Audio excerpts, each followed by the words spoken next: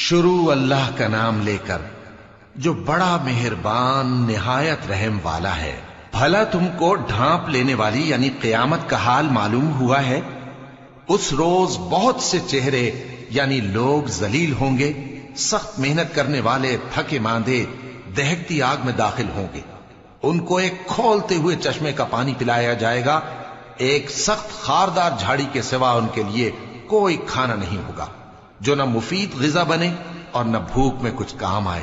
بہت سے چہرے یعنی لوگ اس روز شادماں بھی ہوں گے، اپنی محنت کے بدلے پر خوش، بہشت بری میں وہاں کسی طرح کی لغو بات نہیں سنیں گے، اس میں چشمے بہ رہے ہوں گے، وہاں تخت ہوں گے اونچے اونچے اور کٹورے قرینے سے رکھے ہوئے اور گاؤ تک یہ قطار کی قطار لگے ہوئے اور نفیس مسندیں جگہ جگہ بچھی ہوئی۔ تو کیا یہ لوگ اونٹوں کی طرف نہیں دیکھتے کہ کیسے عجیب پیدا کیے گئے ہیں، اور آسمان کی طرف کہ کیسا بلند کیا گیا ہے، اور پہاڑوں کی طرف کہ کس طرح کھڑے کیے گئے ہیں، اور زمین کی طرف کہ کس طرح بچھائی گئی؟